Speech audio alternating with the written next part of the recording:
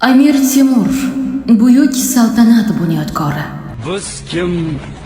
Mulki Turon, Amir Turkistonmiz. Biz kim? Millatlarning eng qadimi va eng ulug'i Turkning bosh bo'g'inimiz.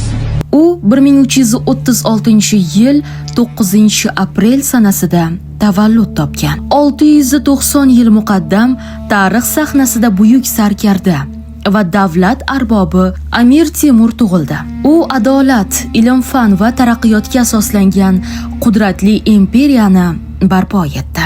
Sohibqiron nomi jasorat, donishmandlik, yuksak bunyodkorlik ramziga aylandi.